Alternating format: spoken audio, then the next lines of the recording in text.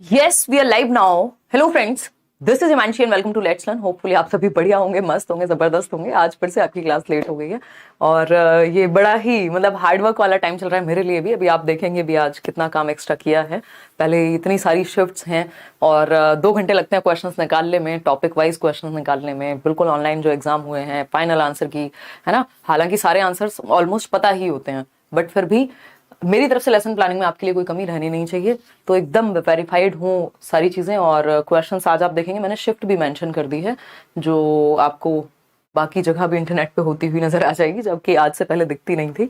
तो ये बड़ी मेहनत का काम लगा है यार मेरे लिए, तो है ना। कई घंटे लगे हैं ये पूरे सेशन की प्रिपरेशन में, फिर टाइप होते हैं क्वेश्चन, दुनिया भर की चीजें हो जाती हैं। खैर कोई बात नहीं, ये कोई दुख की बात नहीं है, ये मेरे लिए भी बहुत खुशी की बात है और आप लोगों के लिए भी होनी चाहिए। सब कुछ हाथ में ऐसे थाली में परोस के दिया जा रहा है आपको, टॉपिक वाइज क्वेश्चन, सारी चीजें।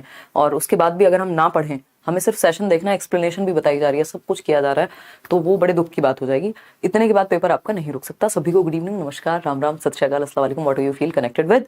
पोल में आप जवाब देते रहिएगा। बहुत सारे अच्छे क्वेश्चन हैं। 2 टॉपिक्स हम लेकर के चल रहे हैं। एक टॉपिक है आपका सोशलाइजेशन और दूसरा है जेंडर, यानी सामाजिकरण और लिंग।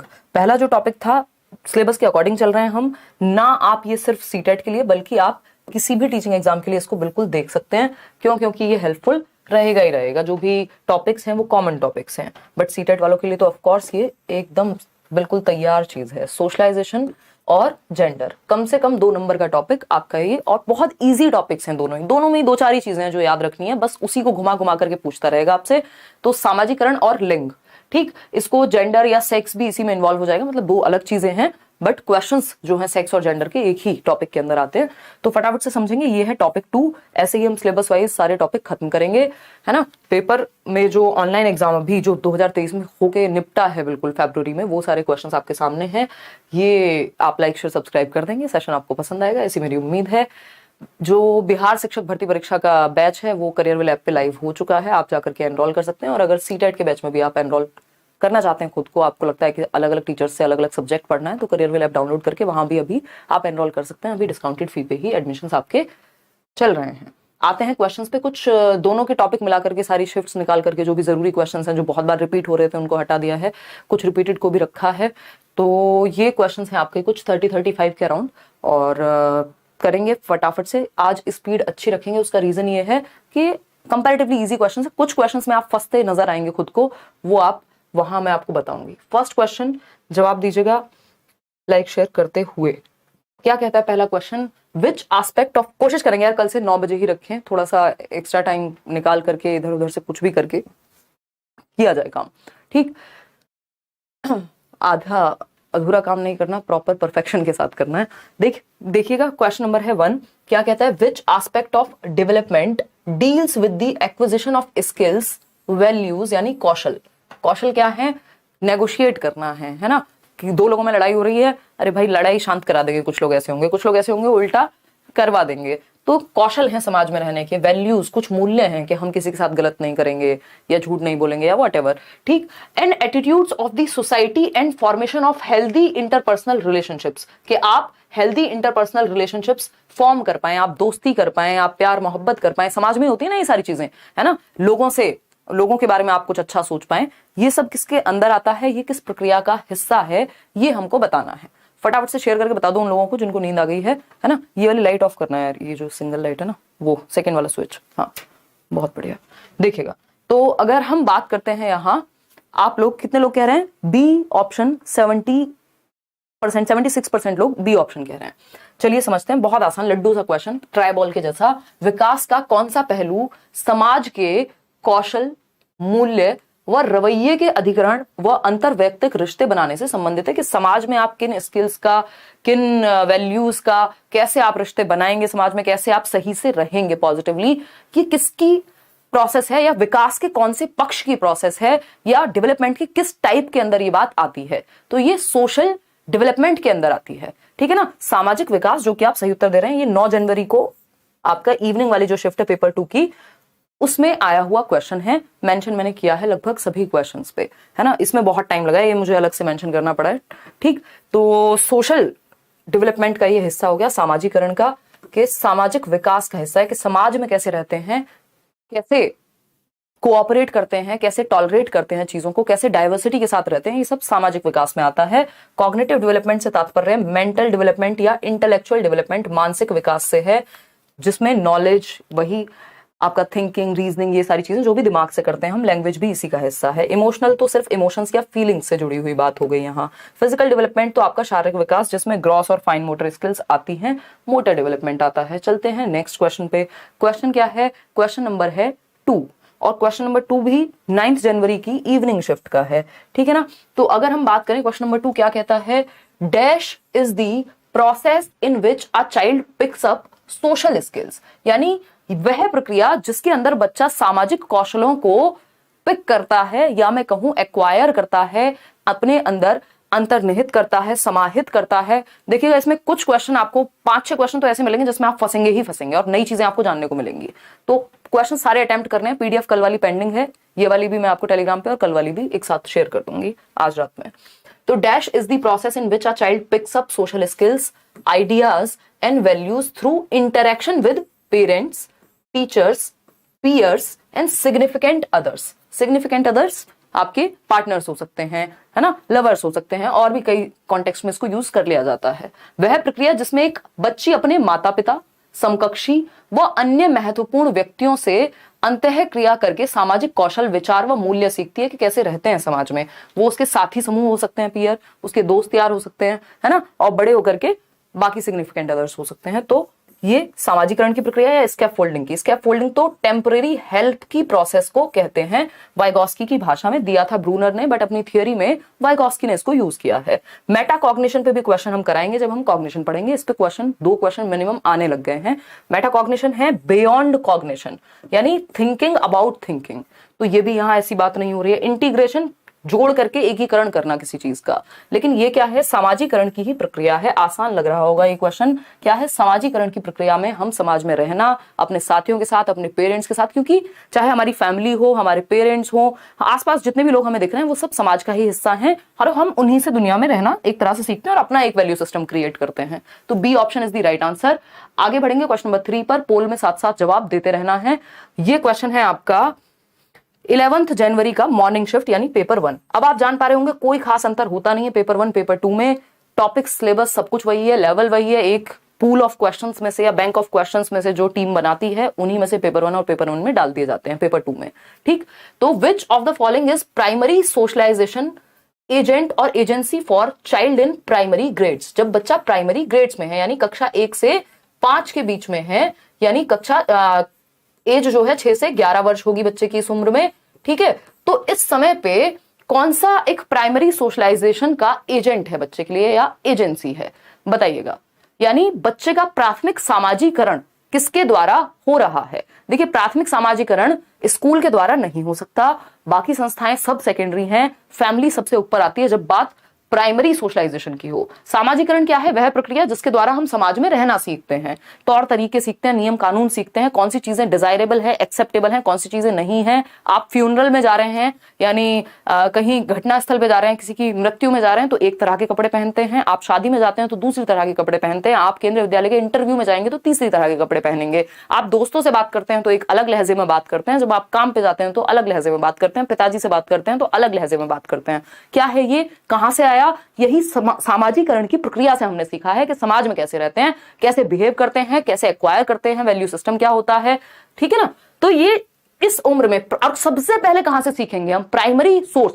2 टाइप का आपका सोशलाइजेशन पूछा जाता है पेपर में, एक है प्राइमरी, दूसरा है सेकेंडरी। प्राइमरी हमेशा परिवार से होगा, क्योंकि सबसे पहले दुनिया का जो छोटा रूप है या समाज का जो मिनिएचर वर्जन है सोसाइटी का, वो है परिवार। सबसे पहले आप परिवार में ही तौर तरीके सीखते हैं समाज में बिहेव करने के, ठीक है ना। और सेकेंडरी की अब हम बात करेंगे तो बाकी सब सेकेंडरी में आ जाएंगे, स्पेशली स्कूल। ऐसा कई बार हो सकता है परिवार के साथ नेबरहुड को प्राइमरी में डाल दे, या स्कूल के साथ नेबरहुड को। तो नेबरहुड की अपनी कोई खास वैल्यू नहीं है, जिसके साथ होगा उस ऑप्शन के अनुसार आप चले जाएंगे, पेपर में यही होता है, ठीक। तो इमीडिएट फैमिली जो है आपकी, इमीडिएट फैमिली कौन सी है?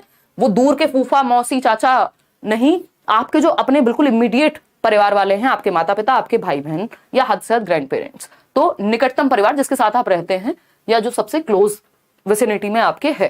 Cultural beliefs, religious organisation, print media, ये सब सेकेंडरी सोशलाइजेशन की एजेंसी हैं। इसी क्वेश्चन में सेकेंडरी पूछ लेता तो आप कहते भैया ये तीनों सही हैं, बी, सी और डी का ऑप्शन नीचे लगाया जा सकता है। इसी को मुश्किल बनाने के लिए क्या करेंगे, पहला ऑप्शन दे देंगे, अच्छा ओनली वन इज राइट, दोनों राइट हैं, तीनों राइट हैं, चारों राइट हैं। तो क्वेश्चन को ऑप्शन के माध्यम से कितना भी मुश्किल बनाया जा सकता है, आसान से आसान क्वेश्चन को, ठीक है ना। तो चलिए खैर आगे बढ़ते हैं। तो परिवार इसका सही उत्तर था। क्वेश्चन नंबर 4 फटाफट से जवाब देंगे आप पोल में। ये आया है 11 जनवरी 2023 को पेपर 1 में मॉर्निंग शिफ्ट में, ठीक है ना। मॉर्निंग शिफ्ट जो है पेपर 1 की होती है, इवनिंग शिफ्ट आपकी पेपर 2 की होती है, ठीक है। तो जेंडर इज डोमिनेंटली अ और एन डैश कंस्ट्रक्ट, यानी जेंडर, अब तो ये जेंडर लिखने लग गए हैं, पहले ऐसा भी होता था पेपर में कि लिंग ही लिखा रहता है, चाहे वो जेंडर लिखा हो चाहे वो सेक्स लिखा हो, ठीक है ना। तो आपको इंग्लिश की तरफ जरूर झांक के देख लेना है कि जेंडर पूछा है कि सेक्स पूछा है, क्योंकि आंसर चेंज हो जाएगा यदि दो अलग बातें पूछी होंगी तो जेंडर एक डोमिनेंटली या मुख्य रूप से जेंडर क्या है, देख रहे हैं यहां पे डोमिनेंट वर्ड यूज हुआ है, क्योंकि हर एक चीज में दोनों पक्ष शामिल होते हैं, है ना, हेरिडिटी भी और एनवायरमेंट भी, लेकिन डोमिनेंटली मुख्य रूप से किसका कंस्ट्रक्ट है जेंडर। तो आपको पता है आपके सिलेबस में भी एक टॉपिक है gender as a social construct, सामाजिक संरचना के रूप में, क्या लिंग एक सामाजिक भूमिका के रूप में। तो जेंडर क्या है, समाज बनाता है ना। जेंडर एक सोशल कंस्ट्रक्ट है, जब बात जेंडर की आएगी हम कहेंगे सोशल कंस्ट्रक्ट है, जब बात सेक्स की आएगी तो हम कहेंगे बायोलॉजिकल कंस्ट्रक्ट है। हिंदी में दोनों को लिंग लिख सकता है, लेकिन आपको इंग्लिश वाला सेक्शन, क्योंकि पेपर बाइलिंगुअल होता है, तो आपको चेक कर लेना है कि भैया जैविक, अगर जैविक संरचना की बात होगी या सेक्स की बात होगी तो वो जैविक है, हमारी बायोलॉजी अलग है मेल और फीमेल की, लेकिन हम काम क्या करेंगे ये समाज ने बना दिए रोल्स, जेंडर रोल्स, जिनको हम कह देते हैं कि भैया लड़कियां घर का काम करेंगी, लड़के बाहर का काम करेंगी, इसको स्टीरियोटाइपिंग कहते हैं। ये धीरे धीरे बदल रहा है, ठीक है। तो जेंडर क्या, या महिलाएं ये कपड़े पहनेंगी और पुरुष जो है वो ये कपड़े पहनेंगे, तो ये क्या है, जेंडर रोल्स हैं। तो जेंडर समाज के द्वारा बनाया गया एक एंटिटी है, एक कॉन्सेप्ट है, वही सेक्स जो है वो बायोलॉजी के द्वारा, यानी हमारी बायोलॉजिकल डिफरेंसेस हैं, ठीक है ना। महिलाएं जो है नेक्स्ट जनरेशन को जन्म देती हैं, ये क्या बायोलॉजिकल एस्पेक्ट हो गया एक, ठीक है ना। या हमारी बॉडीज डिफरेंट है बायोलॉजिकली, तो वो सेक्स है जो कॉन्सेप्ट है, जेंडर सामाजिक है। मेडिकल, आर्बिट्रेरी, ये फालतू टेढ़ी मेढ़ी बातें करनी नहीं है, क्योंकि ये सब इन दोनों में से किसी एक का हिस्सा होंगी। तो सही उत्तर यहां बी ऑप्शन है। पेपर में ये क्वेश्चन सबसे कॉमन क्वेश्चन है, एक क्वेश्चन आपको यही क्वेश्चन कई शिफ्ट में देखने को मिल जाएगा।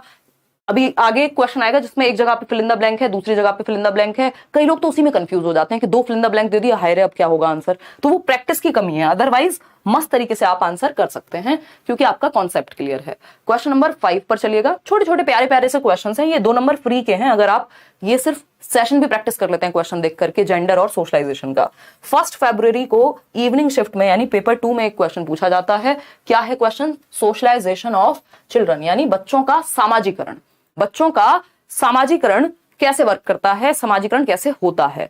पहला ऑप्शन है a simple and linear process, एक बहुत ही सरल सी प्रक्रिया है और लीनियर प्रोसेस है, यानी सीधी रेखा में हो जाती है, रेखीय या रैखिक प्रक्रिया है, यानी एक रेखा में चलती है, 2 + 2 + 4, हर दिन उतना ही सामाजिकरण हुआ, एकदम आसान सी प्रक्रिया है। आसान तो कुछ होता ही नहीं है, अगर हम देखें तो डेवलपमेंट भी आसान नहीं है, कुछ भी आसान नहीं है ना।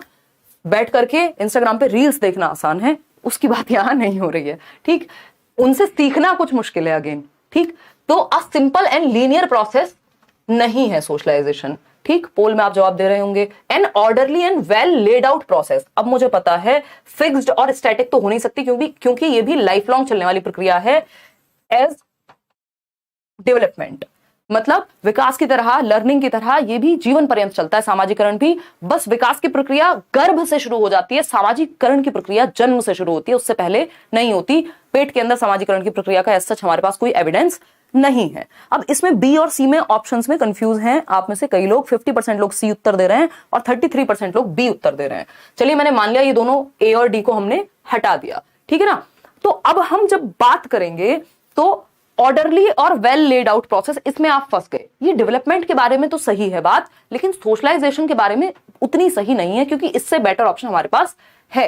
वेल लेड आउट का मतलब हो गया पहले से व्यवस्थित है, कैसा होगा सोशलाइजेशन, है ना। स्टेप 1, स्टेप 2, स्टेप 3 भैया इतना ही आसान होता तो माँ बाप क्यों इतने चिंतित रहते हैं कि हम, और या समाज भी क्यों चिंतित रहता है कि हम समाज में क्या एग्जाम्पल्स प्रस्तुत कर रहे हैं, हम टीवी में डिबेट्स देख रहे हैं कि ये चीज सही है कि नहीं है, आज ये हो गया कल वो हो गया समाज में, मतलब, और खतरा है कि हम गलत कंपनी में तो नहीं हमारे बच्चे रह रहे हैं, गलत जगह पे तो नहीं वो बड़े हो रहे हैं, ये सब क्यों? अगर इतना ही व्यवस्थित होता तो।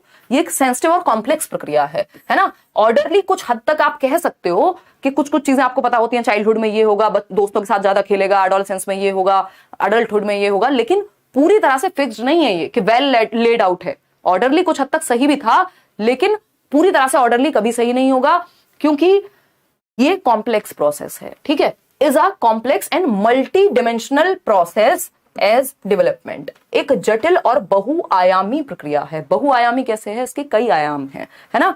ओवर्ट एंड कोवर्ट, यानी ओवर्ट होता है जिसको आप देख करके सीख रहे हैं, सामने आपके रूल्स हैं।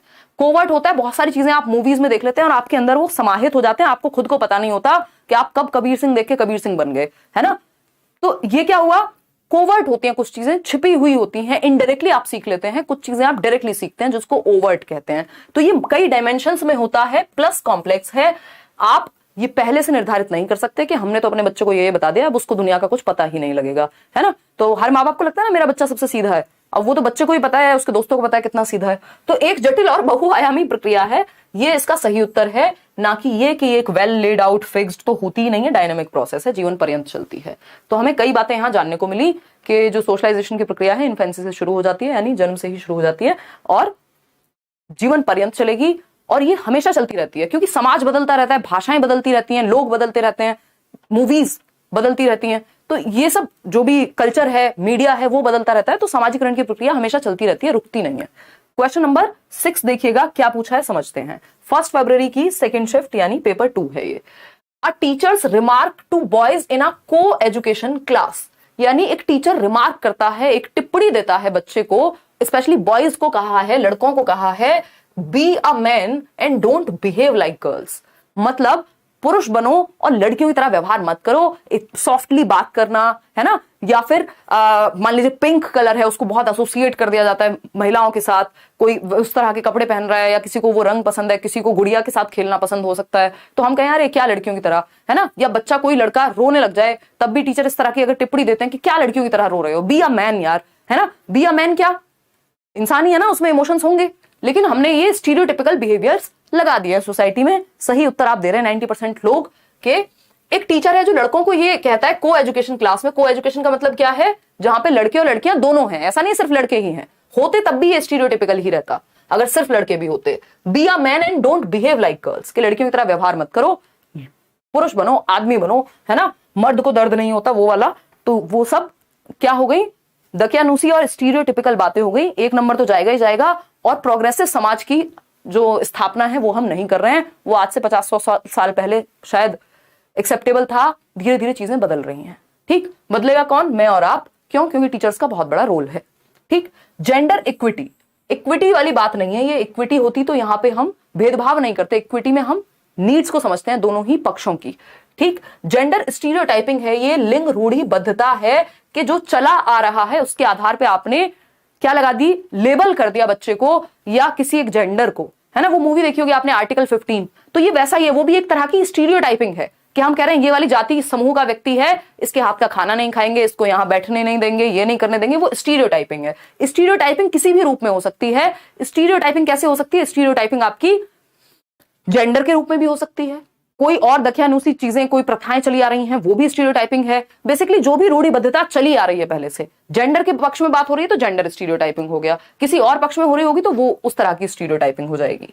तो जेंडर रोल फ्लेक्सिबिलिटी नहीं है। रोल फ्लेक्सिबिलिटी तब कहेंगे जब पिताजी खाना बना रहे होंगे और माताजी जो है वो ऑफिस से आ रहे हैं या वॉटेवर, कोई भी ऐसा काम जो ऑपोजिट है दोनों जेंडर्स के लिए माना जाता है। जेंडर इक्वालिटी की तो यहां कोई बात नहीं हुई। तो B option is the right answer, gender रूढ़िबद्धता है ये। आगे बढ़ेंगे क्वेश्चन नंबर 7 पर, और क्वेश्चन नंबर 7 क्या कहता है? पोल में फटाफट से आप जवाब देंगे। विच of the following is the primary agent? देखिए ये क्वेश्चन आना ही आना है, निश्चित है, ठीक है ना। किसी भी शिफ्ट में आए ये क्वेश्चन ऐसे हैं जो आपको, क्योंकि इतनी सारी शिफ्ट हैं, आपकी शिफ्ट कौन सी पड़ जाए, कौन सा क्वेश्चन आ जाए, किसी को नहीं पता। तो पूरा टॉपिक अच्छे से आपको आना चाहिए, ठीक है ना। और लाइक शेयर करने में आप लोग करते हैं कंजूसी, इतनी मेहनत करने के बावजूद, है ना। आपको नहीं पसंद कि टीचर हमसे मोटिवेट हो जाए, है ना।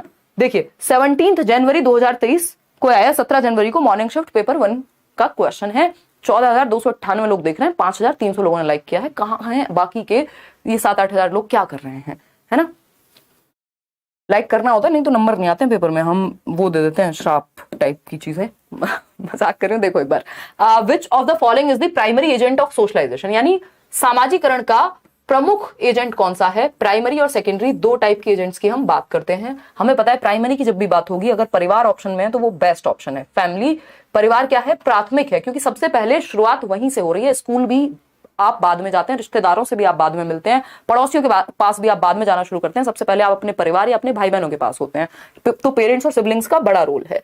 पेरेंट्स वर्क प्लेस नहीं, माता पिता का कार्यस्थल तो आप पता नहीं कितनी बड़ी उम्र में देखेंगे, 3 साल में देखें, 4 साल में देखें, 6 साल में देखें, या कभी ना देखें, तो ये तो कोई बात नहीं हुई, ये प्राइमरी नहीं है, ये सेकेंडरी है ना? सिनेमा, ये भी सेकेंडरी है। बुक्स, ये भी सेकेंडरी है। ठीक है, परिवार प्राइमरी है, बाकी सारी चीजें सेकेंडरी हो जाएंगी। बाकी ये ऑप्शन पे भी डिपेंड करेगा। कई बार फैमिली के साथ नेबरहुड दिया होगा तो वो प्राइमरी में आएगा, स्कूल के साथ नेबरहुड है तो सेकेंडरी में आएगा।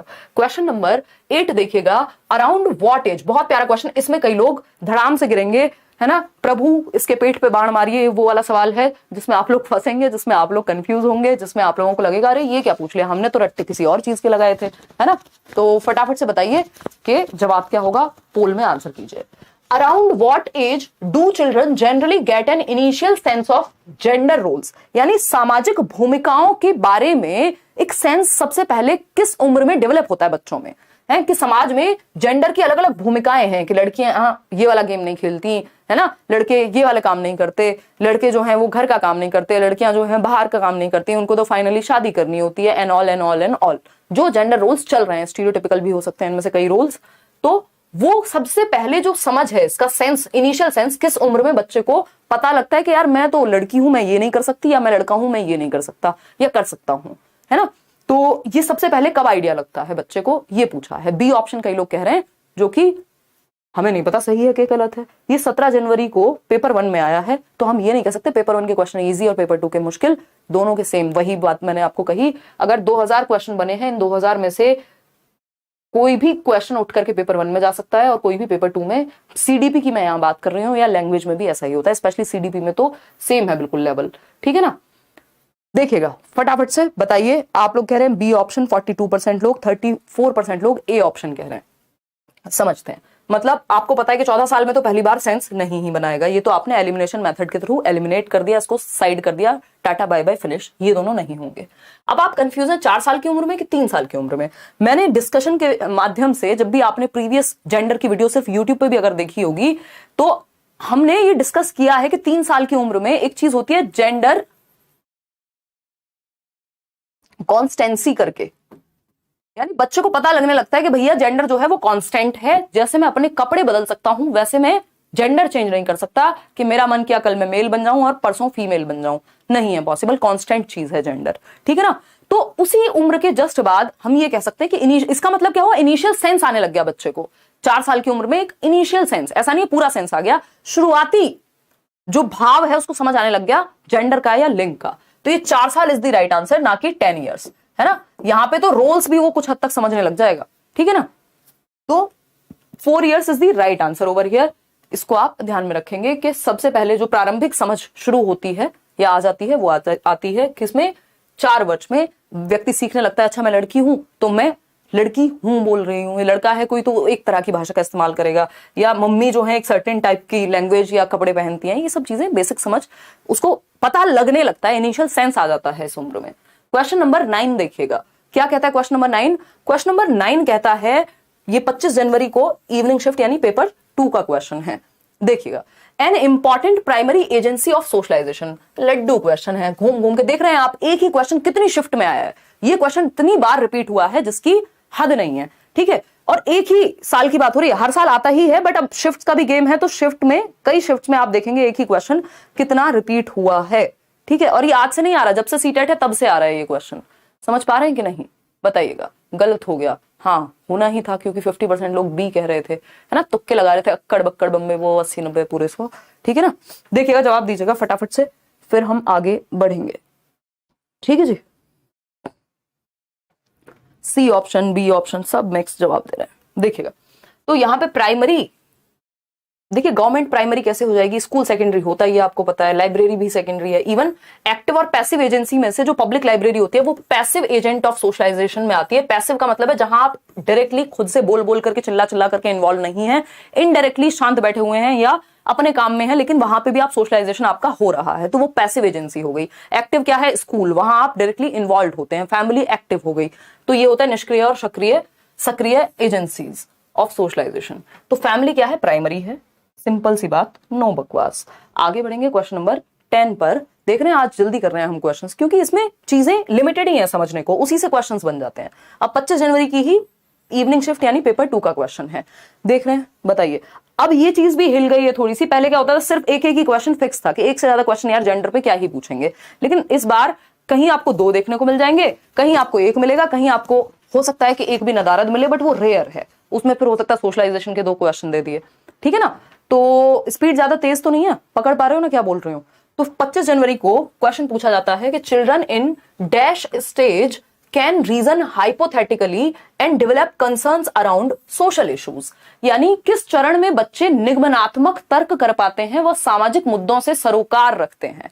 अब ये देखोगे तो एक तरह से क्वेश्चन किसका बन गया, जीन पियाजे का बन गया, लेकिन समाज से जुड़ा हुआ है, सोशल इश्यूज से जुड़ा हुआ है, तो क्या बन गया, सोशलाइजेशन का भी बन गया। तो चीजें जुड़ी हुई हैं इस सब्जेक्ट में, ठीक है ना। तो हाइपोथेटिकली वो सोच पाते हैं, निगमनात्मक चिंतन। देखो जब भी हाइपोथेटिकली या डिडक्टिव थॉट की बात आएगी, समझ जाओ फॉर्मल ऑपरेशनल की बात हो रही है। कितने लोग सही उत्तर दे रहे हैं, 40% लोग ही दे पा रहे हैं, नहीं तो डी पे भी कई लोग, 40 भी कहां दे रहे हैं, 30% कॉन्क्रीट लगा रहे हैं बहुत सारे लोग। देखो इसको ना हिंदी में भी देख लेना है थोड़ा सा, है ना। हाइपोथेसिस जो है, जब हम हाइपोथेटिकल रीजनिंग की बात करते हैं तो इंडक्टिव रीजनिंग की बात नहीं हो रही, निगमनात्मक लिखा हुआ है उधर हिंदी में। निगमन का मतलब क्या है यहां यार, निगमन तो फिर हिंदी में आगमन और निगमन विधि, डिडक्टिव ही होता है ना। तो हाइपोथेटिकल लिखा हुआ, ये थोड़ी सी कई बार गड़बड़ कर देते हैं लैंग्वेज में, और जब से ऑनलाइन हुआ है तब से ट्रांसलेशन में गलतियां खूब होती हैं, ठीक है ना। तो इसको ध्यान में रखना है। अब ये हाइपोथेटिकल वर्ड को पकड़ लेना यहां पे, और क्या ही कर सकते हैं। और सोशल इश्यूज, इससे भी आप थोड़ा सा समझ सकते हो कि कंसर्न्स अराउंड सोशल इश्यूज, भैया सामाजिक मुद्दों के प्रति सरोकार या कंसर्न होते हैं, चिंतित होते हैं, समाज में ये क्यों हो रहा है, मैं ये बदल दूंगा, भगत सिंह बन जाएंगे। ये वो वाली एज है, एडोलेसेंस वाली, है ना। सोशल इश्यूज को लेकर के वो चिंतित है, इसका मतलब एब्स्ट्रैक्ट कॉन्सेप्ट्स पे भी वो सोच पा रहा है, अमूर्त चीजें जो उसके सामने डायरेक्टली नहीं है, जो वो देख रहा है, न्यूज़पेपर में पढ़ रहा होगा, शायद इंटरनेट पे कुछ देख रहा होगा, है ना। तो ये क्या होगा, फॉर्मल ऑपरेशनल स्टेज है ये, मतलब अमूर्त संक्रियात्मक अवस्था है। ये थोड़ा सा इन्होंने हिंदी और इंग्लिश की लैंग्वेज में इसमें गड़बड़ की है, लेकिन हमें जोड़ करके समझना पड़ेगा खुद ही कि हाइपोथेसिस की बात होती है तो हम फॉर्मल ऑपरेशनल की ही बात करते हैं, और अगर हम बात करते हैं यहां सोशल इश्यूज की, तो ये नहीं है कि अवेयर है वो, कंसर्न्ड है। कंसर्न कौन होगा, जिसको चिंता है। चिंता का मतलब उसने सोचा होगा। चिंता कब होती है, जब थिंकिंग होती है,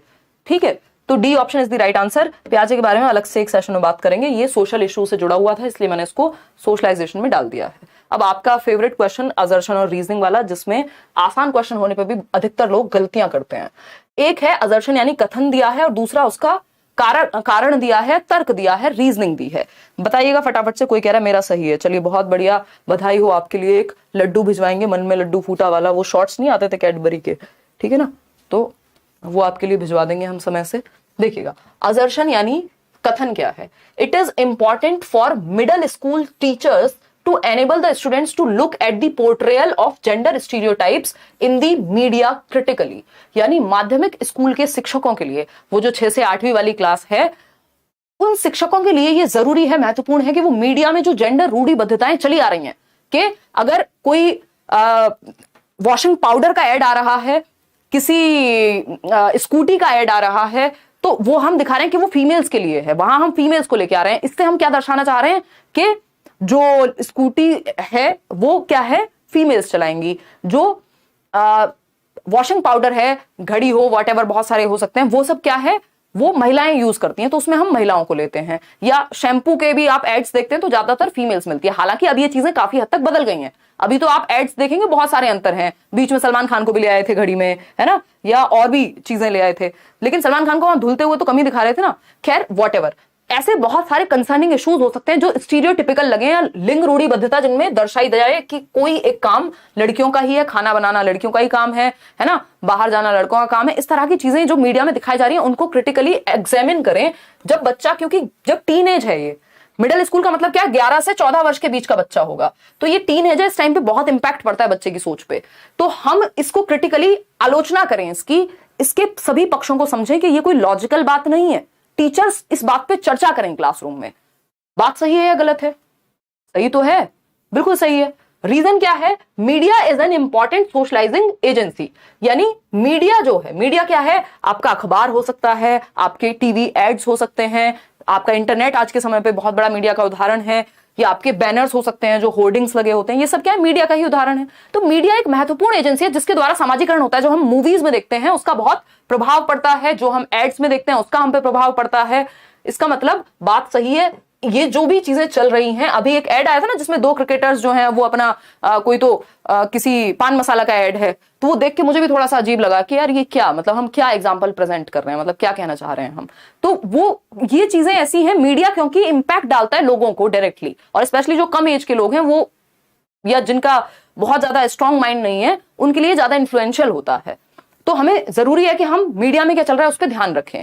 तो ये भी सही है और ये भी सही है, क्योंकि मीडिया इंपॉर्टेंट सोशलाइजिंग एजेंसी है, इसलिए टीचर्स को क्रिटिकली एग्जामिन करना चाहिए जेंडर स्टीरियोटिपिकल बिहेवियर्स को, ताकि उसको पकड़ के डिस्कशन हो सके क्लासरूम में। ठीक है ना? तो दोनों ही बातें सही हैं, ए भी सही है, असर्शन भी, और इसका तर्क भी सही है। A option is the right answer over here. आगे बढ़ेंगे फटाफट से। क्वेश्चन नंबर 12 देखिएगा, 25 जनवरी का ही है ये, मॉर्निंग शिफ्ट का, पेपर 1 का। क्या पूछा है? आसान सा क्वेश्चन है। Dash is the process by which children learn the norms of the society. यानी कौन सी प्रोसेस है जिसके द्वारा बच्चे समाज के तौर तरीके सीखते हैं, नॉर्म्स सीखते हैं, डिजायरेबल और अनएक्सेप्टेबल व्यवहार सीखते हैं कि कौन सी चीजें एक्सेप्टेबल है, कौन सी चीजें नॉन एक्सेप्टेबल है या इनएक्सेप्टेबल है, व्हाटएवर। ठीक, तो अगर हम बात करते हैं यहां, एसिमिलेशन है, मेटाकॉग्निशन है, सोशलाइजेशन है या सेग्रीगेशन है। चलिए, सेग्रीगेशन तो अलगाव होता है, मेटाकॉग्निशन की यहां बात नहीं हो रही, क्योंकि thinking about thinking, self reflection, इन सब चीजों में मेटाकॉग्निशन आ जाएगा, यहां पे नहीं आएगा। हाँ एग्जैक्टली आशीष। तो अगर हम बात करते हैं यहां, तो एसिमिलेशन सोशलाइजेशन में शामिल होता है, लेकिन सिर्फ एसिमिलेशन है जिसके द्वारा हम नॉर्म्स सीखते हैं, ऐसा नहीं है। तो इसमें फंसना नहीं है, सामाजिकरण की वो प्रक्रिया है जिसके द्वारा हम समाज के तौर तरीके सीखते हैं, इसमें एसिमिलेशन, एडेप्टेशन सब कुछ आ जाता है, एनकल्चरेशन, एक्लचरेशन। अभी आगे क्वेश्चन आएगा जिसमें आप फंसेंगे, तो C option is the right answer over here. आगे बढ़ेंगे, क्वेश्चन नंबर है 13। एक और आपके वो प्रभु पेट पे बाण मारिए वाला क्वेश्चन, यानी मुश्किल क्वेश्चन ये आपको लगता है, क्यों? क्योंकि लेंदी होता है क्वेश्चन, ठीक है ना, और इसमें कई लोग कंफ्यूज हो जाते हैं। इसमें आपको दो बातों का ध्यान रखना होता है कि ये कथन में क्या कहा गया है, क्या वो सही है, अगर सही है या गलत है वो पहचान लो पहले, फिर इस कथन का सही रीजन यहां दिया गया है या कुछ और ही बात हो रही है, या फिर ये भी गलत है, ये आपको चेक करना होता है। ये कब का है? 18 जनवरी का पेपर 2 है ये, अभी 2023 में जो अभी पेपर हुआ था, ठीक है ना। फटाफट से जवाब देंगे, क्या उत्तर होना चाहिए इन मिडिल स्कूल। अगेन क्योंकि पेपर 2 है तो मिडिल स्कूल लिखा हुआ है, बस यही आपके लिए प्राइमरी भी होता, उत्तर तब भी सेम रहता, लेकिन मिडिल स्कूल में आपको ध्यान रखना होता है पेपर 2 का जवाब देते समय कि 6 से 11 नहीं, 11 से 14 वर्ष के बच्चों की बात हो रही है, कक्षा 6 से 8 के बच्चों के लिए बात हो रही है, उसके ऊपर तो सीटेट है ही नहीं ना अभी तक, तो आपको समझ जाना है।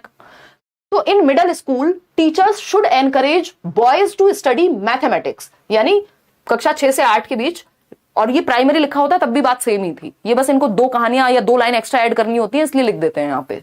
तो मैथमेटिक्स यानी गणित को पढ़ने के लिए प्रोत्साहित किया जाना चाहिए लड़कों को, और विज्ञान पढ़ने के लिए, गणित और विज्ञान पढ़ने के लिए लड़कों को प्रोत्साहित किया जाना चाहिए मिडिल क्लासरूम में। अच्छा, क्या ये अच्छी बात है, क्या ये सही बात है? लड़कियों को क्या मतलब परहेज है गणित से, या लड़के होम साइंस पढ़ लेंगे तो कुछ दिक्कत हो जाएगी? ऐसा तो नहीं होता, ठीक है ना। तो यहां पे क्या है, ये चीज ही अपने आप में गलत है, ये कोई अच्छा कॉन्सेप्ट नहीं है, ये फॉल्स है।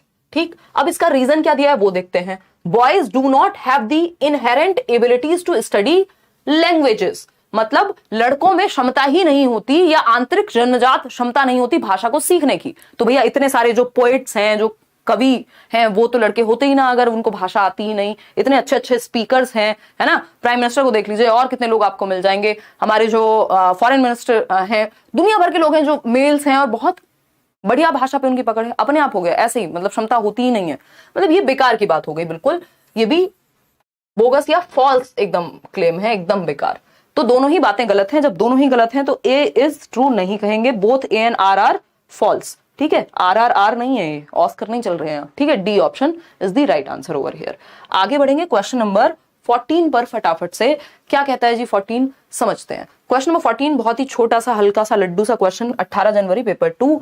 देखिएगा, dash is a primary agent और agency of socialization for very young children. बहुत छोटे बच्चों के लिए प्राथमिक सामाजिकरण की संस्था कौन सी होती है? सिंपल आंख बंद करके परिवार ढूंढो, कहीं तो लिखा होगा, कहीं तो लिखा होगा तत्कालीन परिवार या इमीडिएट फैमिली, यानी बिल्कुल जो आपका इमीडिएट परिवार है, माता पिता भाई बहन या जो भी आपके साथ रहते हैं उस समय पे, तो ये इमीडिएट फैमिली हो गई। इसका सही उत्तर प्रिंट मीडिया हो, रिलीजियस ऑर्गेनाइजेशन, मंदिर हो, मस्जिद हो, मदरसा हो, स्कूल हो, ये सब सेकेंडरी में जाएंगे। प्राइमरी है आपका परिवार। देख रहे हैं कैसे अलग अलग शिफ्ट में घुमा घुमा करके पूछ दे रहा है। क्वेश्चन नंबर 15 देखिए, है ना, 32 के करीब क्वेश्चंस हैं। In order to address gender stereotypes in the class it is important to, यानी अगर हम चाह रहे हैं एड्रेस करना, यानी हम रोकने की कोशिश कर रहे हैं या उस पर चर्चा करने की कोशिश कर रहे हैं, पकड़ने की कोशिश कर रहे हैं कि गड़बड़ कहां है। जेंडर स्टीरियोटाइप मतलब जो लिंग रूढ़िबद्धताएं चली आ रही हैं कि लड़के रोते नहीं है, लड़कियों को बाहर नहीं भेजेंगे, लड़कियों को स्पोर्ट्स में नहीं जाना चाहिए, लड़कों को रोना नहीं चाहिए, लड़कों को शेफ नहीं बनना चाहिए और वट। तो ये क्या है? रूढ़िबद्धताएं हैं। इनको रोकने के लिए, इनको चैलेंज करने के लिए, इनको एड्रेस करने के लिए, इनको क्लास में डिस्कस करने के लिए क्या करना चाहिए? पहला ऑप्शन है to make cross gender interactions restricted, यानी डिफरेंट जेंडर मेल और फीमेल को इंटरेक्ट ही मत करने दो। यही तो होता है बहुत सारे स्कूल्स में आज भी, साथ में हम बैठने भी नहीं देंगे। और हमने सोशलाइज भी ऐसा किया है कि अगर साथ बैठ भी गए तो क्लास में तूफान मचेगा ही मचेगा। बहुत सारी जगह पे यही स्थिति है अभी भी। तो सिर्फ टीचर्स की भी गलती नहीं है, बहुत समाज की भी इसमें थोड़ी सी गलती है, ठीक है ना। ऐसा क्वेश्चन आ जाए तब तो लोग पास हो जाएंगे। गुंजन जी, ये क्वेश्चन आए हुए हैं, मैं अपनी तरफ से नहीं बना रही हूँ। रात को सोते हुए मेरा मन किया अपने फैंटेसी वर्ल्ड में कि ये क्वेश्चन कल मैं कराऊंगी आसान आसान। ये क्वेश्चन आते हैं, सोशलाइजेशन और जेंडर से आसान क्वेश्चन ही आते हैं मैडम, है ना। पेपर मुश्किल नहीं है, कॉन्सेप्ट समझ नहीं पा रहे हैं, वहां गड़बड़ है, ठीक है ना। हमारी दिक्कत यही है, जो क्वेश्चन हमसे हो जाते हैं या कोई अच्छे से समझा दे, हमें इजी लगने लगता है, हमें लगता है अरे ये थोड़ी आएगा, है ना। जबकि सबसे ज्यादा क्वेश्चन रिपीट होते हैं सीटेट में। देखिएगा, तो in order to address gender stereotypes, क्योंकि इसके बाहर कॉन्सेप्ट नहीं है ना, कहां से लाएंगे? चांद से लाएंगे क्वेश्चन, ठीक। तो 24 जनवरी को पेपर 1 में क्वेश्चन पूछा जाता है क्या? कैसे रोकें, कैसे एड्रेस करें। तो ऐसा नहीं है कि क्रॉस जेंडर इंटरेक्शंस को रेस्ट्रिक्ट कर दो, है ना, प्रतिबंधित कर दो कि लड़का और लड़की अगर बात कर रहे हैं कुछ तो होगा, लड़का और लड़की कभी दोस्त नहीं हो सकते। यही सब चीजें हैं जो स्टीरियोटाइपिंग को फिर बहुत प्रमोट कर देती हैं बाद में, फिर सच में ही नहीं हो पाते क्योंकि उन्हें कभी बात करने को मिला ही नहीं बचपन से, तो फिर दोस्त हो कैसे पाए वो। बी ऑप्शन है avoid discussions around gender discrimination. अगर हम जेंडर भेदभाव पे कभी चर्चा ही नहीं करेंगे तो कभी कुछ खत्म होगा ही नहीं, कभी समाज में परिवर्तन आएगा ही नहीं, है ना। Present examples that challenge those stereotype. सबसे आसान क्वेश्चन, ऐसे उदाहरण प्रस्तुत किए जाएं जो रूढ़िवादिताओं को चुनौती दें। अच्छा, कोई कह रहा है कि भैया लड़कियां कमजोर होती हैं तो आप कर्णम मल्लेश्वरी का एग्जांपल दे सकते हैं, 130 किलोग्राम तक वेट उठा लेती हैं, है ना। अभी दंगल मूवी आई थी, वो क्या चैलेंज कर रही है स्टीरियोटाइपिंग को, है ना, कि लड़कियां कमजोर हैं या पहलवान नहीं बन सकती या नहीं बनना चाहिए। तो ऐसे एग्जांपल्स आप प्रेजेंट करेंगे जो स्टीरियोटाइपिंग को चैलेंज करते हो, उसको क्या करते हो? चुनौती देते हो। Practice gender bias through everyday practices. तो ये तो और खतरनाक बात है। बायसनेस में स्टीरियोटाइपिंग, बेसिकली स्टीरियोटाइपिंग में बायसनेस होती ही होती है, और बायसनेस अगर लंबे समय तक चल जाए तो स्टीरियोटाइप बन जाएगा। बायसनेस क्या है? भेदभाव। भेदभाव ये भी हो सकता है कि आप लड़कों को दबा के रखें और लड़कियों को कहें तुम मजे करो। भेदभाव मतलब दोनों में से किसी के साथ भी कुछ भी अगर गलत हो रहा है, किसी एक तरफ आप झुक रहे हैं, तो वो बायसनेस है, बिना आधार के, बिना नीड्स को समझे, ठीक है ना। तो बायसनेस को हम प्रमोट करेंगे, ये तो और खराब बात हो जाएगी, इससे तो स्टीरियोटाइप बढ़ेगा, कम थोड़ी होगा। तो C option is the only right answer over here. अब आता है question number 16। Question number I think 21 है, मुश्किल क्वेश्चन है। उस क्वेश्चन को अगर आप में से जिन लोगों ने सॉल्व कर दिया, मैं मान जाऊंगी आपको ये टॉपिक समझ में आ गए, अदरवाइज उसमें चक्कर खा खा के गिरेंगे कई लोग, देखना अभी।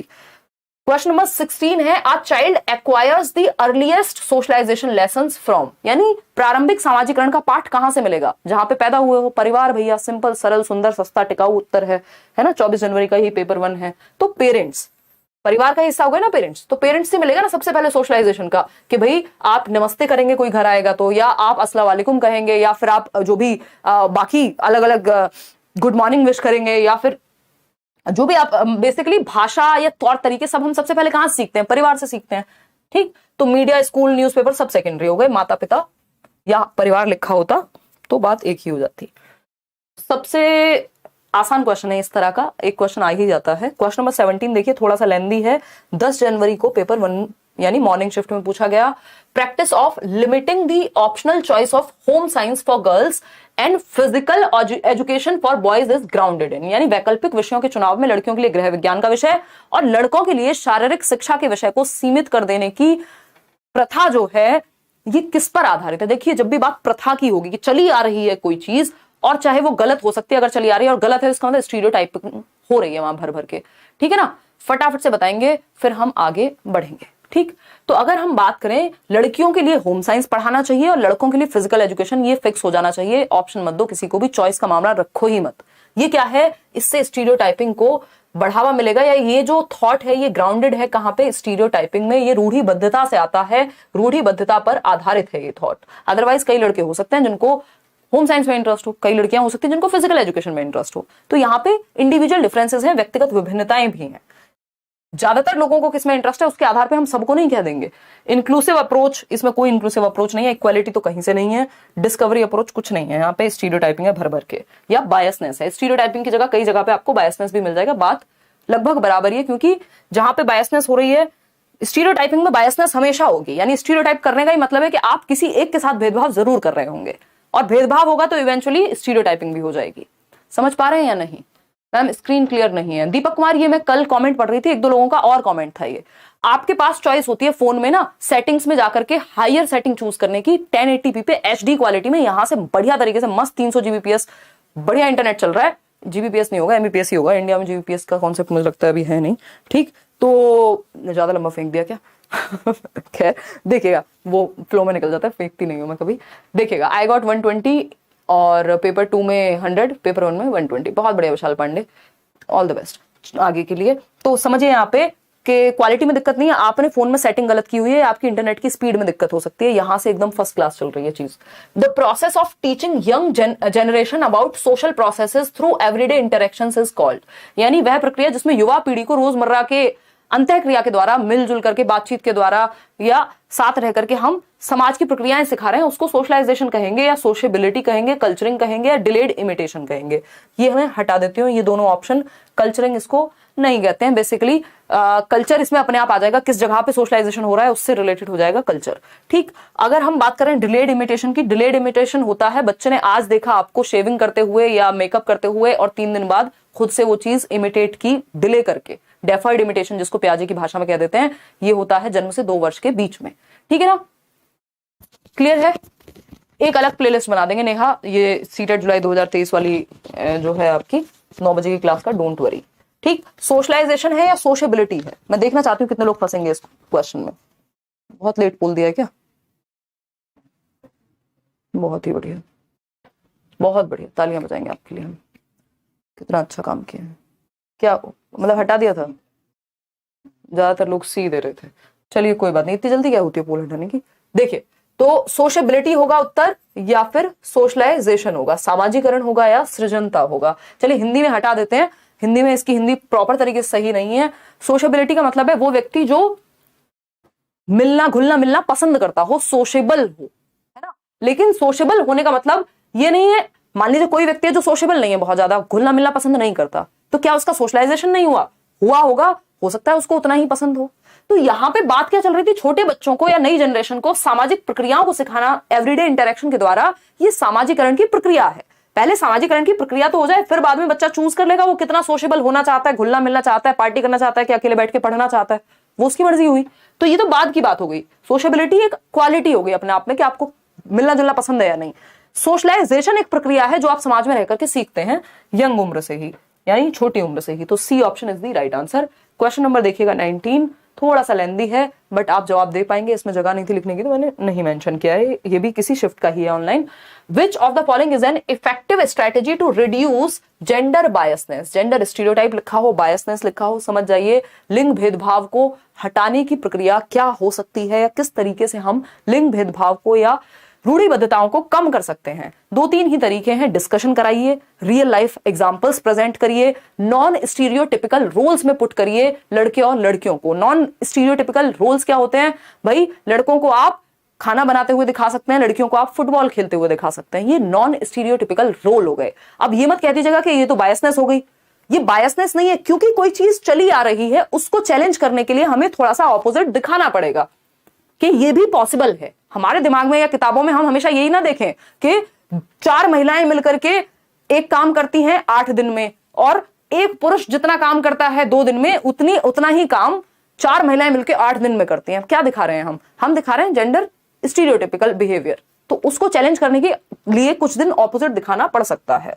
ठीक, बताइए, द टीचर शुड इग्नोर करेंगे तो भैया कोई सॉल्यूशन निकलने नहीं वाला। The teacher should assign equal responsibilities to all children in various activities which take place inside the classroom, यानी सभी बच्चों को बराबर की जिम्मेदारियां दे देनी चाहिए। चलो ठीक है, बुरा तो नहीं है, एटलीस्ट फिर भी देखते हैं इससे बेटर ऑप्शन अवेलेबल है कि नहीं। सी ऑप्शन है, the teacher should give physical task such as arranging the desk to boys and soft task, यही है जिसको बोन ऑफ कंटेंशन या राड की जड़ बोलते हैं भाषा में, हिंदी बिल्कुल शुद्ध, कि भैया इस तरह की ही चीजों से स्टीरियोटाइपिंग जो है प्रमोट होती है कि लड़कों को कोई काम दे दो, जो कुछ उठाना है तो लड़कों को दे दो, है ना, कोई सॉफ्ट काम है रंगोली बनाने का तो लड़कियों को दे दो। इससे स्टीरियोटाइपिकल बिहेवियर बढ़ता है। आप दोनों लोगों को इन्वॉल्व कर सकते हैं। The teacher should not have much expectation from girls, यानी लड़कियों से तो एक्सपेक्टेशन रखो ही मत यार, इनको तो शादी करके अगले घर जाना है। ये जो व्यवहार है इससे ही स्टीरियोटाइपिकल बिहेवियर प्रमोट होता है ना। तो आंसर क्या हुआ, टीचर को इक्वल रिस्पॉन्सिबिलिटीज असाइन करनी चाहिए। भाई ग्रुप में कई सारे लोग होंगे ना, लड़के लड़कियां मिलकर के कर लेंगे काम, या इक्वली हम काम दे दें, तो B option is the right answer. ठीक है ना, आगे बढ़ेंगे। क्वेश्चन नंबर 20, ये है आपका बहुत ही आसान क्वेश्चन, इसके बाद चक्कर लाने वाला क्वेश्चन, तैयार रहिएगा। देखिए क्वेश्चन नंबर 20 देखिएगा फटाफट से, क्या कहता है 20 क्वेश्चन नंबर। 13 जनवरी को आया ये पेपर 2 में, अभी 2023 की बात चल रही है, सीटेट के एग्जाम की। जेंडर इज अ डैश, और ये जमानों से रिपीट हो रहा है क्वेश्चन, 2018, 16, 15, 19 सब जगह आता है ये क्वेश्चन, है ना। तो gender is a dash concept while sex is a dash concept. अब क्योंकि इसमें 2 फिलिंदा ब्लैंक लग गए हैं, कई लोगों को ये उत्तर आता होगा, वो फिर भी आंसर में गलती कर देंगे। क्यों? क्योंकि हम इसको ना जोड़ के पढ़ लिया करो। अगर आपका खुद का मन करे इसमें लिखने का तो क्या लिखोगे, जेंडर क्या है, अभी तो डिस्कस किया था हमने, सोशल कंस्ट्रक्ट है, सामाजिक संरचना है, ठीक। और अगर हम सेक्स की बात कर रहे हैं तो सेक्स इज बायोलॉजिकल कंस्ट्रक्ट, यानी हमारी बायोलॉजी से या जेनेटिक्स से निर्धारित होगा, बायोलॉजिकल है। यानी जेंडर एक, या हिंदी में लिंग लिखा हो सकता है, आजकल तो इन्होंने जेंडर को जेंडर ही लिखना शुरू कर दिया है, तो इंग्लिश में इसको जरूर चेक कर लेना है। फिर भी जेंडर एक सामाजिक संप्रत्यय है ना, ऐसे फिल करके हम देख सकते हैं, कंफ्यूजन नहीं होगा।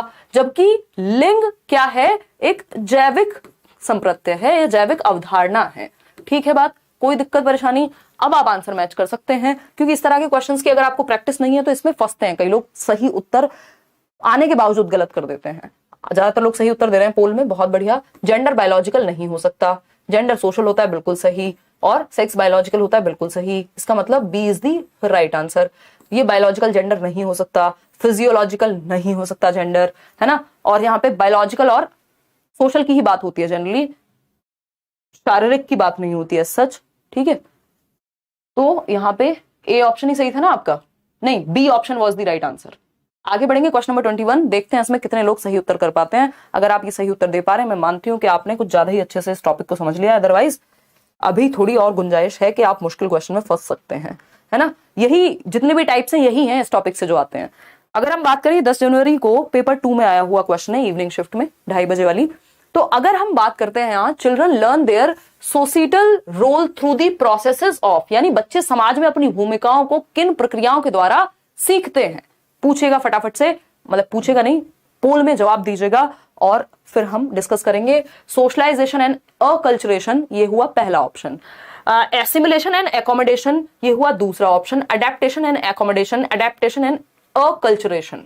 बताइएगा, जवाब दीजिएगा फटाफट। मैं इसमें से कोई भी ऑप्शन एलिमिनेट नहीं करूंगी, खुद से कोशिश करिए एक बार, इतने में 2 बूंद जिंदगी की।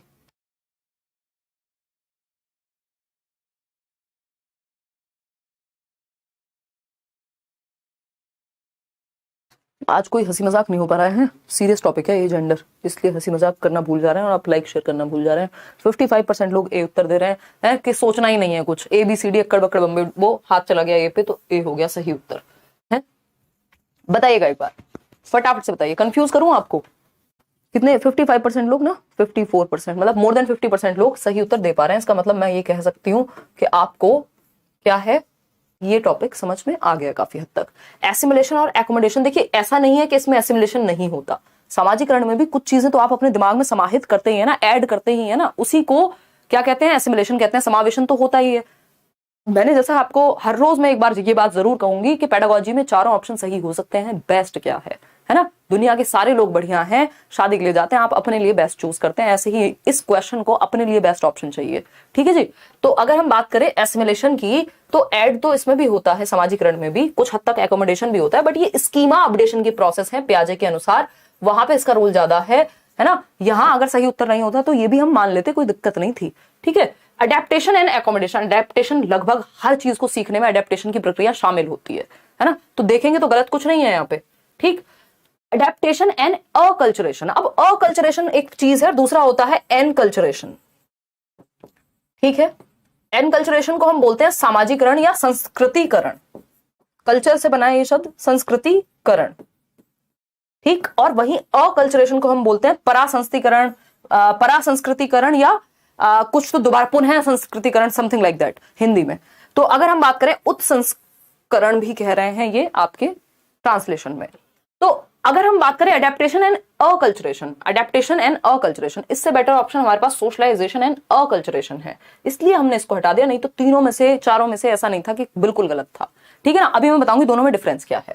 सोशलाइजेशन एंड अकल्चरेशन यानी समाजीकरण व उत्संस्करण, बच्चे समाज में अपनी भूमिकाएं जो हैं समाजीकरण की प्रक्रिया के द्वारा लोगों से इंटरेक्ट करके values, norms, rules, desirable, acceptable, non acceptable behaviour सीखते हैं, ठीक है ना। ये हुआ समाजीकरण की प्रक्रिया। अकल्चरेशन क्या है, हम नए नए कल्चर से भी नई नई चीजें सीखते हैं। हमारा तो ये कल्चर नहीं है कि हम ये शर्ट्स पहने, धोती कुर्ता पहनना चाहिए, चाहे मेल हो फीमेल हो व्हाटएवर, ये तो इंडियन कल्चर नहीं था ना कि शर्ट पहने, लेकिन ये कहां से आया, अकल्चरेशन से हुआ, जब डिफरेंट कल्चर से हम कुछ चीजें एक्वायर कर लेते हैं, ठीक है ना। तो अकल्चरेशन, हम विभिन्न संस्कृतियों से कुछ चीजें अपने कल्चर को भूल नहीं जाते हैं, बट अडेप्ट कर लेते हैं, कुछ चीजें वहां से भी ग्रहण कर लेते हैं, वो है अकल्चरेशन। जब आप पहली बार संस्कृतिकरण या अपना कल्चर सीख रहे होते हैं, वो है एनकल्चरेशन, ठीक है ना। एनकल्चरेशन और एकल्चरेशन दोनों प्रक्रियाएं शामिल होती हैं आपकी सामाजिकरण की प्रक्रिया में। तो सोशलाइजेशन एंड अकल्चरेशन, जिस समाज में आप रह रहे हैं वहां के नॉर्म्स और जो नई नई चीजें अलग अलग कल्चर से अडेप्ट कर रहे हैं, वो दोनों मिला करके आपकी जो सोशल रोल्स हैं वो बच्चे सीखते हैं समाज में। क्लियर है, कोई दिक्कत परेशानी इस बात को समझने में नहीं होगी। मैंने आपको बता दिया बेस्ट ऑप्शन हमारे पास ये था, क्योंकि बाकी सारे ऑप्शंस इसमें समाहित हैं सोशलाइजेशन एक सिंगल वर्ड में, ठीक है ना। तो बेस्ट ऑप्शन वो होगा जो या तो बाकी तीनों गलत हो, या फिर बाकियों को अपने अंदर समाहित करता हो, या बाकियों से बेटर हो। तो A option is the right answer over here.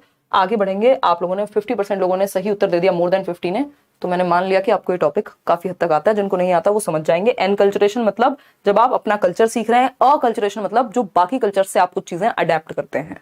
Simple बात, नो बकवास। चलिए आगे बढ़ते हैं, होपफुली आपको ये क्वेश्चन समझ में आ गया होगा। चलिए नेक्स्ट क्वेश्चन, क्वेश्चन नंबर 22 है, Praveen's parents consciously engage in a range of non typical household chores. तो अगर हम बात करें, यह है 13 जनवरी पेपर 1 का क्वेश्चन। पेपर 1 के हिसाब से आपको ये मुश्किल भी लग सकता है, लेकिन अगेन सेम ही क्वेश्चन है।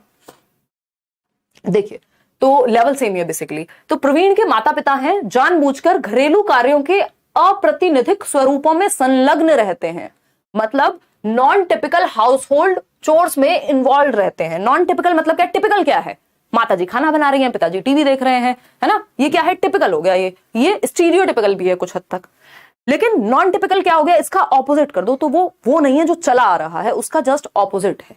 ऐसा नहीं है कि माताजी से जबरदस्ती खाना बनवाया जा रहा है, इसका मतलब ये नहीं है।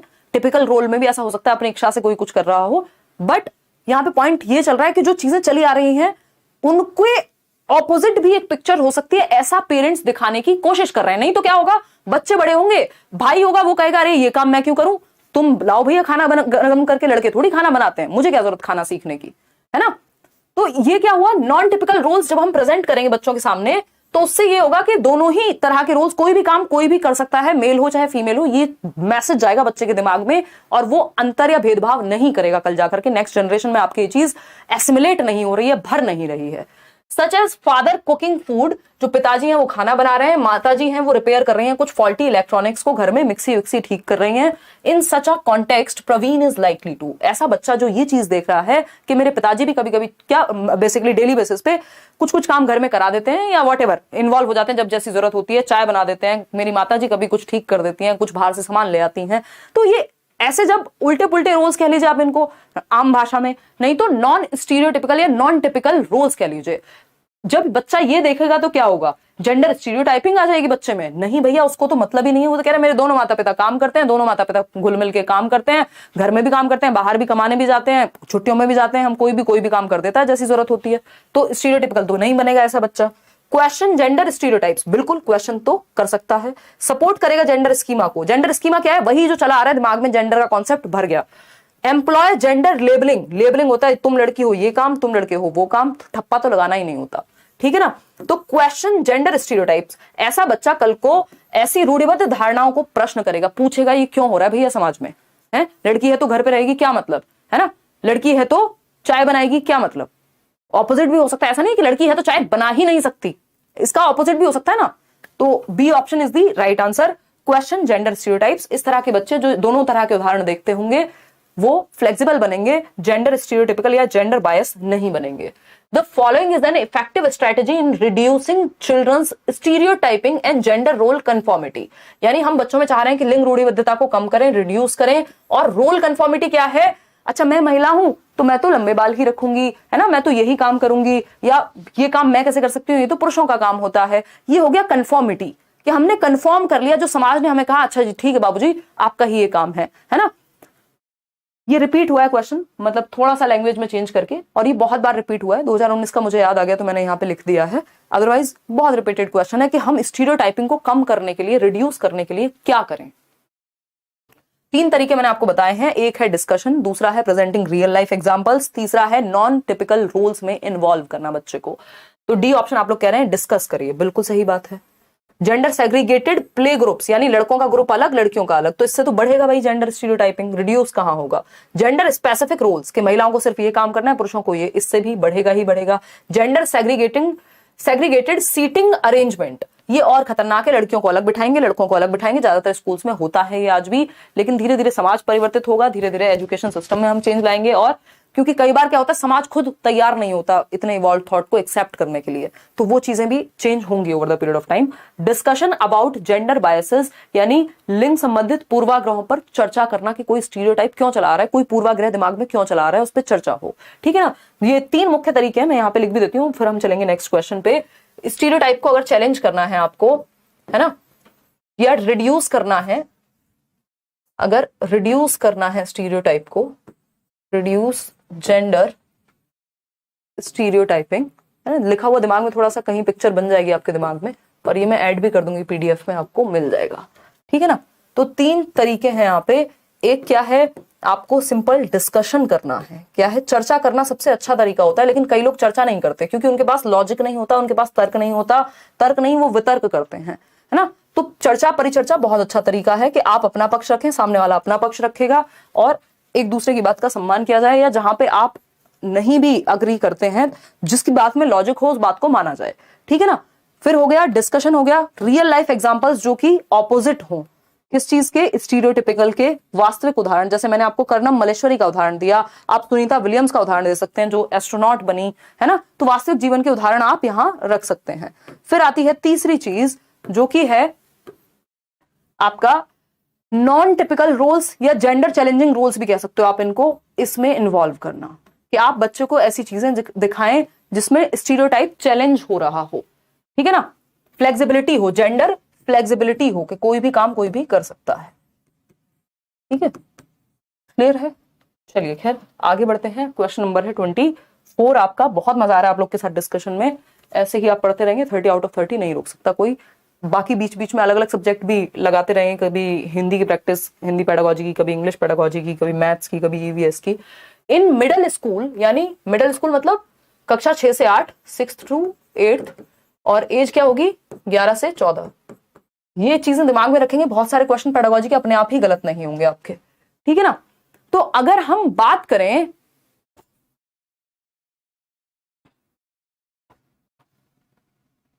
ठीक है, चलें आगे बढ़ें, देखिएगा।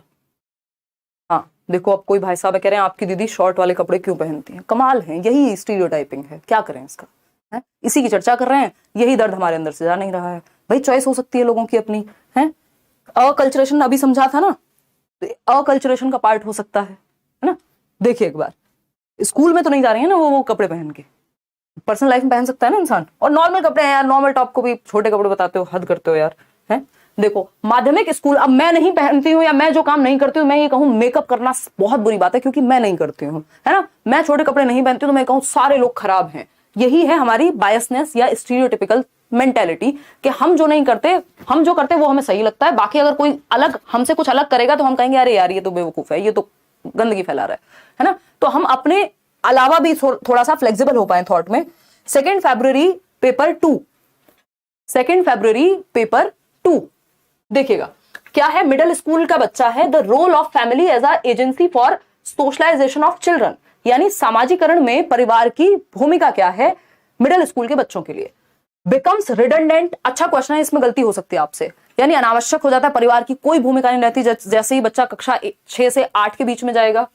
Decreases as compare to the early childhood years, यानी जो अर्ली चाइल्डहुड ईयर्स थे 2 से 6 वर्ष की उम्र में जितना परिवार का रोल था उससे कम हो जाता है 11 से 14 वर्ष में। बात सही है कि गलत है। Increases as compare to the early childhood years, यानी अर्ली चाइल्डहुड से ज्यादा बच्चा परिवार में इन्वॉल्व हो जाता है। भैया अर्ली चाइल्डहुड में ज्यादातर बच्चे घर में रहते हैं, हद से हद थोड़े 1-2 घंटे के लिए प्ले स्कूल चले गए, गली में खेल लिया थोड़ा बहुत, है ना, अदरवाइज अपने घर में रहते हैं, ठीक है ना। तो अगर हम बात करें, हाँ चलिए दीक्षा बहुत बढ़िया, ये सब बातें होती रहनी चाहिए, है ना, कोई बात नहीं, इधर आ जाओ, मतलब इनको पेपर छोड़ के पूरी दुनिया का ख्याल है। देखिए हाँ बिल्कुल बहुत बढ़िया, देखिए पूजा कुमारी कितनी अच्छी बात कर रहे हैं, बुराई कपड़ों में नहीं है, इंसान की सोच में है ना। अब हम इस चर्चा पे अगर निकल गए लंबे तो क्वेश्चन रह जाएंगे। बिल्कुल, चलिए समझते हैं कहानी क्या है।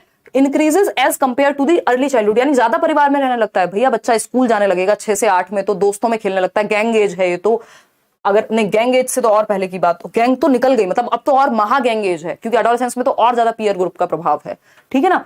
Remains as important as then in early childhood years, ऐसा नहीं है, परिवार की भूमिका जितनी अर्ली चाइल्डहुड में होती है उससे कम हो जाती है, पीयर्स की भूमिका ज्यादा बढ़ जाती है इस दौरान। तो हम कहेंगे रिडंडेंट हो जाता है परिवार, अनावश्यक हो जाता है, ये नहीं कहेंगे। Decreases as compare to the early childhood, यानी आरंभिक बचपन की तुलना में कम हो जाती है जो महत्ता है किसकी, बताओ एक बार, किसकी, परिवार की, क्योंकि बच्चा अपने दोस्तों की ज्यादा सुनने लगता है, दोस्तों में ज्यादा समय रहता है, ये सारी चीजें होती हैं, ठीक है ना, कोई दिक्कत नहीं है। देख रहे हो विनोद, हाँ नहीं निशा मैम नहीं है।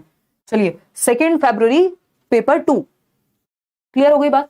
आगे बढ़ेंगे क्वेश्चन नंबर 25 पे, और 5-6 क्वेश्चन से मजा आया आज के डिस्कशन में। क्वेश्चन नंबर 25 है, the culture of a society is highly influential in development of gender roles since, मतलब समाज की संस्कृति पुरुषों और महिलाओं की भूमिका निर्धारित करती है। इसका मतलब क्या है, यानी समाज और संस्कृति ये निर्धारित करता है, जिस समाज और संस्कृति में आप रहते हैं उसका प्रभाव होता है आपके जेंडर रोल्स पे। अमेरिका के जेंडर रोल्स डिफरेंट हो सकते हैं महिलाओं और पुरुषों के लिए, भारत के अलग हो सकते हैं, अफगानिस्तान के अलग हो सकते हैं, सीरिया के अलग हो सकते हैं, ठीक है ना। तो gender is a biological construct, भैया बायोलॉजिकल होता तो बायोलॉजी तो सभी दुनिया में फीमेल और फीमेल बायोलॉजिकली तो सेम ही हुए ना, उस तरह से अगर देखें तो ये तो सेंसिबल बात नहीं लग रही। Gender is a social construct, बिल्कुल सही बात है, जेंडर एक सामाजिक संरचना है। जेंडर इज जेनेटिकली डिटरमिन्ड, यानी आनुवांशिक कारकों से तय होता है। भैया नहीं, ये सोशल कंस्ट्रक्ट है, नीदर बायोलॉजिकल नॉर सोशल, तो कहां चमत्कारिक है कुछ, ना तो समाज से आया, ना बायोलॉजी से आया, ना हेरिडिटी से, ना एनवायरमेंट से, तीसरा तो कुछ होता ही नहीं है ना। तो B option is the right answer.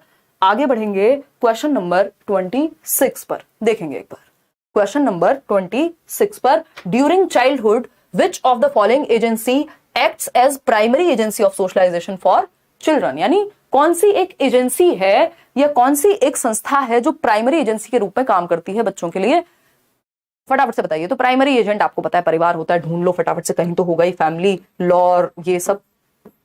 B option इसी को मुश्किल बना देगा यदि फैमिली और नेबरहुड एक साथ लिखे हो, स्कूल और नेबरहुड एक साथ लिखे हो, मीडिया एंड नेबरहुड एक साथ लिखे हो। आपको पकड़ लेना है फैमिली और नेबरहुड को उस स्थिति में जहां स्कूल आ गया वो सेकेंडरी है, जहां मीडिया आ गया वो सेकेंडरी है। आगे बढ़ेंगे क्वेश्चन नंबर 27 देखिएगा, फिल इन द ब्लैंक वाला क्वेश्चन है, इसमें भी कई लोग कंफ्यूज होकर के चक्कर खाते हुए नजर आ जाएंगे आपको। Dash and dash are the primary agents और agencies of socialization for children in early childhood, यानी 2 से 6 वर्ष में। देखिए 2 से 6 वर्ष में बच्चा जो है वो पेरेंट्स के पास काफी हद तक रहता है, भाई बहन के साथ ज्यादा रहता है, फिर उसके बाद टीचर्स का रोल बढ़ जाता है, फिर पीयर्स का रोल ज्यादा बढ़ जाता है। पीयर्स मतलब जो उसके साथी हैं, दोस्त हैं, यार हैं, ठीक है ना।